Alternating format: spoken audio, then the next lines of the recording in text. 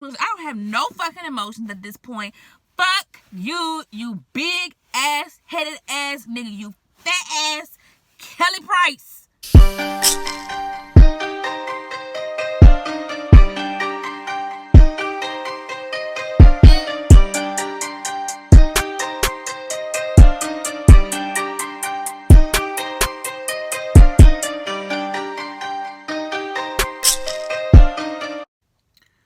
Okay, you guys. So, just want to send talks to you guys. Excuse my appearance. I had to go handle some things this morning, but I just wanted to have like a real moment with you guys because a lot of people try to make it seem like their lives are Gucci, shit don't happen to them, and I'm here to tell y'all, life is a motherfucking bitch, okay? A whole ass hoe. Like, life don't want you to be fucking great. You just want to be a bad bitch all the time, look great, do great things, and life's just like, ah! No, the fuck you're not. So,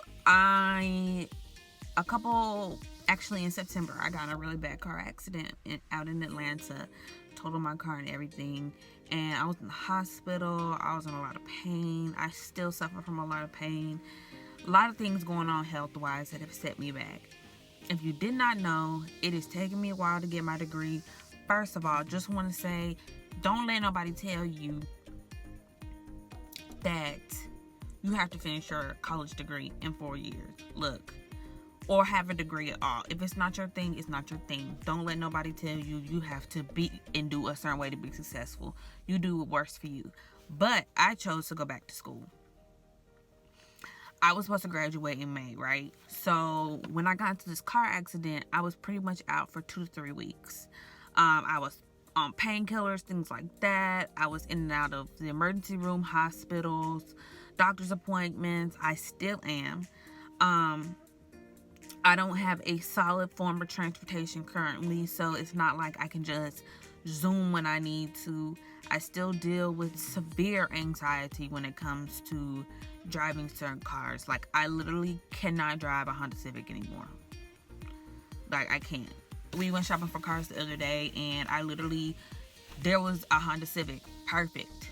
I couldn't drive it. Like, I started to have a panic attack the minute I got in the car. I opened the car door, and like, literally, my heart started racing. So it's been really difficult trying to find a car that is suitable for me and my safety. And so it has set me back school-wise. So when I came back to school, I literally had 4 tests I had to take. I had missed 4 tests in a 2 to 3 week period. Okay. So when I came back, not only did I have tests I had to make up, I had homework I had to make up. Then I had quizzes in between those 2 weeks that I had to make up. I do remind you, I'm in my final major classes, so this ain't no walk in the park, cakewalk type classes where you can just bullshit your way through. Like, you need to be present for these classes. They're just not putting PowerPoints up online for you to just copy and paste and that type of shit. So I'm pretty much struggling. Then when I get back, they've already moved on to new topics and new material, and they're prepping for the next test because for whatever reason in the business department, they decide to shorten the time between the first test and the second test. There's not that many chapters on the second test in all the departments. For whatever reason, I don't know. So as the minute I get back, I'm already having to take test 2 in all my classes. Well, I take test 2. I don't do well on my test because I'm missing the information from test 1 in all the classes that I missed. And I haven't had a chance to catch up in those classes, in those tests, get notes, talk to my teacher, catch up in homework, so I know what material I've missed and things like that. So pretty much, I'm damn near a whole month behind.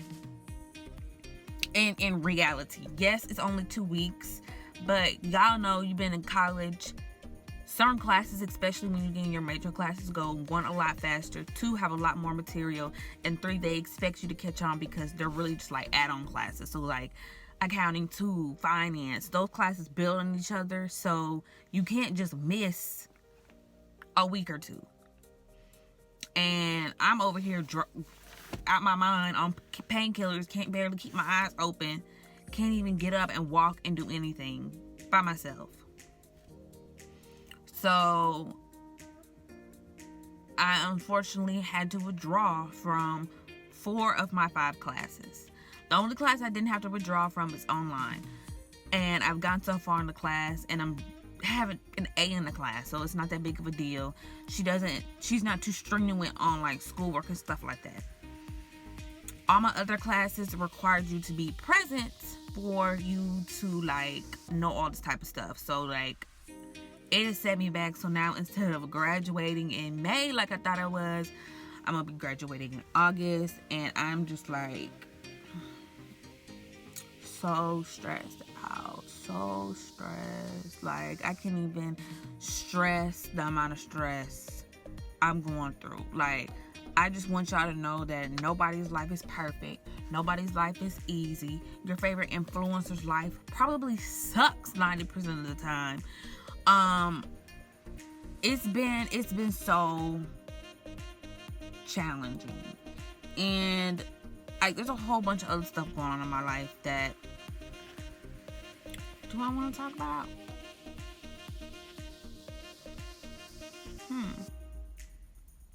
Yeah, I'm gonna talk about it. So with me being in school, I really wanted all my focus to be on being in school. So I decided to take a hiatus from working at MAC Cosmetics. If you did not know, I used to work at MAC Cosmetics for about 4 years. I still freelance for them, but I don't work there permanently like I did. Which stress-wise was a huge benefit. But financially, it is not it, okay? So I've been focusing on my makeup business, bringing in money, things like that. I may not post a whole bunch on my business page, but I work, okay? I get the point, okay? I make sure my bills are paid on time, that type of thing. But it's difficult. It's difficult because up until the car accident, I was doing phenomenal in my classes. I was doing wonderful in my classes. I was acing all my assignments, acing all my quizzes. I was doing fine, and then the accident just threw me off.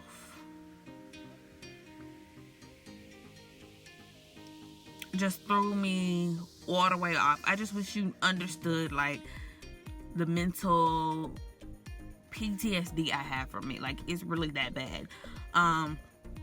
And so it was just hard for me to get back into the groove of things. I didn't have energy anymore. I couldn't get up and do what I needed to do. I didn't have a car to go anywhere. I could barely get out of bed. So when I finally got to a place to where I was able to fully function or get back to, I don't want to say fully function, but get back to a place to where like I could feel like I was semi-normal, so much had gone past, and it was just, so pretty much it's just been a struggle trying to balance business and school. And let's not get started on this personal life, y'all. Let's not get started on this personal life, y'all. Y'all, do you want me to give you tea? Because I'll give you, this is probably what y'all really here for. Y'all really here to hear about my trash ass, suck ass, booty ass personal life. So boom, right? I was in a car accident. I go to the hospital. So I was talking to 2 dudes at this time, right? Yep, player. I do what the fuck I want to do. So one dude lived in Atlanta, one lived in Birmingham, where I'm from, Birmingham, Alabama. The one that lived in Birmingham, we had just broke up. It was just, we wasn't really talking. He was on some bullshit. And the dude from Atlanta, we pretty much, I cut him off because I started dating this other dude. But I was kind of wrong, and I apologize for the way I handle things, because a bitch be a savage sometimes. I really don't give a fuck, and I will cut you off for absolutely no reason and be a bitch about it. So I cut him off, but then we started back talking or whatever. So I get my car accident. I let these people know what is going on, right? Okay? I tell Atlanta dude, hey, I got into a car accident, blase, blase, I'm in the hospital. I dropped my location. This was on a Sunday, correct? I heard from him on Monday. I didn't hear from him again for a full week. Okay? Not only that, but this nigga didn't even open my messages because he's stupid enough to have read receipts on his messages like a dumbass. Who the fuck still does that in 2019, bitch? Stop that. You niggas be getting yourself caught up for no fucking reason. Talking about, hey, nigga, the fuck, what? Hey, what? Excuse me? A bitch almost died, ho. And all you have to say is, hey, bitch, go jump off a fucking ledge. Go play in the fucking streets. You don't give a fuck about me. I'm over here telling you, pretty much go fuck yourself. I almost died and you didn't give a fuck about me. None of that shit. And he's like, well, I was working. Nigga, you can't work for 7 days straight and not have your phone in your hand. And on top of it, I know he was bullshitting because he was on Instagram, posted on his Instagram story. Because we're friends on Instagram. Like, bitch, you got me fucked up. I'm not the one. I may be on painkillers, but I ain't ignorant. I ain't hop off the Cabbage Patch truck yesterday. Ain't no airhead asshole. So you got me fucked up. And I told that nigga to go play in the fucking street. Go drink bleach. I don't give a fuck at this point because you got me fucked up. And that is the most bullshit ass excuse. We are not in high school. Your excuse of work is not an excuse. Okay? It's not like you working these serious corporate ass jobs that keep you on the move. Nigga, the fuck? You're at the mall. Anyway. Back to the nigga in Birmingham. So, I ended up blocking him for the period of time after we got done with each other the first time. So, I ended up texting him when I got back home, and I was just pretty much like, oh, by the way, I got a really bad car accident. Just thought you should know if you still care. We get back on talking terms. He's like, I'm gonna come see you. I'm gonna make sure you good. Yo. Like, when I can't stress enough the bullshit that these niggas be putting me through. Like, I literally be laughing so fucking hard. It's literally comical. So fucking comical. So, he's like, I'm gonna come see you. I was like, fine, bet. Come see me on Saturday. I'm not doing anything, of course. I'm sitting in the bed like I'm not doing anything. But my brother's homecoming is that evening, so can you come later that evening? He was like, yeah, that's fine. That time period comes. I'm calling him like, okay, well, where the fuck you at? He FaceTimed me talking about, oh, so I couldn't make it. I have business errands I have to run in Atlanta, which was true. I knew about this prior. He told me he would do his best to make it. I was like, fine. I don't even have my hopes up because what y'all don't know is, up until this point, this nigga has made plans with me on a constant basis and never follows through. And you think I'm joking. Be reaching out to me, making plans with me. I don't be making plans with this nigga. This Negro ain't getting no time of day out of me. And he want to be like, well, you want to do this? Well, we can do this. We can do that. And there will be always some bullshit excuse. And after a while, you're over the age of 30. Do better, ho. Do better. You're too fucking old to be having these lame ass excuses. So when he said he couldn't make it, I was just like, whatever the fuck. I'm used to it. You don't be holding up your end of the bargain. No way. Blah, blah, blah, blah. He was like, well, boo, I'm going to come Sunday, I promise I'm gonna come because I'm coming back from Birmingham. I'm coming. I was like, okay, whatever. Didn't get my hopes up. Sunday come around. It's rolling around. 3 o'clock, 4 o'clock, 5 o'clock. It's getting late. We got shit to do the next day. So I call him. He don't answer the phone. I'm like, oh, okay. So we doing this. Okay, because now I'm at my wit's end. I'm on painkillers. I don't have no fucking emotions at this point. Fuck you, you big ass, headed ass nigga. You fat ass, Kelly Price ass nigga. Go get a life, hoe. He texts me, and I'm being all sarcastic, like, oh my God, it was so great for you to come see me. I really appreciate spending time with me when I'm at my lowest point. You really showed me what kind of man you are, being sarcastic. And we eventually get to the point where, like, I'm getting pissed because he's being sarcastic back. Like, oh my God, you're welcome for me coming to see you. I love seeing you. Like, bitch, do you want to get your head knocked off? Clearly, you do. So I was like, my family had cooked and everything. Like, my family was expecting him. And y'all, if you know anything about me, I don't bring nobody around my family. Because y'all niggas are full of bullshit. Just like this one. This is the prime reason. So I tell him my mom had cooked and everything. And you bullshitting. And she's really disappointed in how you carried yourself, and she feels like her daughter could do better. This Negro wanna text me back, oh, she's right, you could do better. Bitch, if you yo, I lost it at that point. That nigga better be glad he was not in driving distance at that point, and I didn't have a car at the time, because I was gonna pull up on that ass. Because, like, don't play me.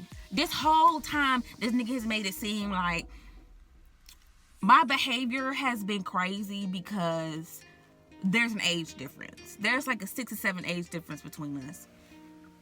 And anytime I would bug out about his poor behavior and shit like that, he would say, well, you're just young. You don't know how to handle, like, a serious relationship, and you're still learning and stuff like that.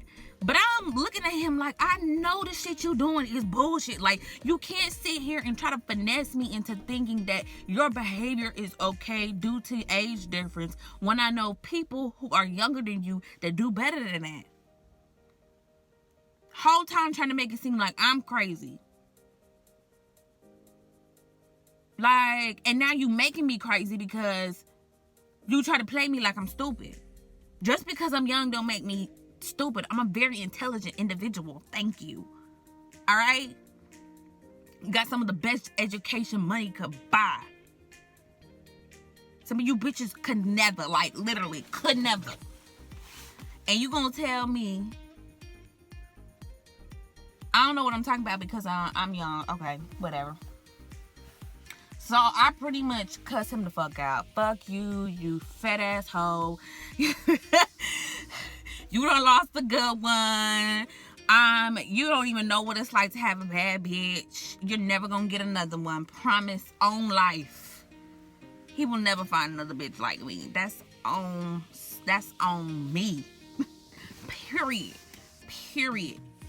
Like, I wish y'all niggas would know what the fuck you have when you have it. Like, how you just gonna blatantly disrespect somebody? What's the fucking point of making plans and blatantly, like, telling somebody you're gonna do something and then purposefully not do it? Like, leave somebody the fuck alone. You're too old. This is some shit I could see from, like, a 16-year-old. From my brother. Not a grown-ass man. Not a 32-year-old. Never. That felt good. If you really know me, you know I be doing this type of shit on Snapchat, but I'm finna take it to YouTube because my life is really entertaining. Like, I have so many stories I could tell y'all. Sit for hours. And folks really be getting on to me because Alex, all niggas ain't shit. But look, if you knew, and I don't want to hear nobody talk about, oh, it's the niggas you choose. And guess what? The niggas that say that end up being niggas who ain't shit. I have so many niggas who claim to be so good and be like, nah, it's really the niggas that y'all be choosing. And then I'll be like, oh, okay, well, you must know something. And then they turn around and do some bullshit. The fuck? How say? How? Like, I'm just trying to figure that out. Like, I know I'm not crazy. I know I can be on some crazy shit, but like, real life.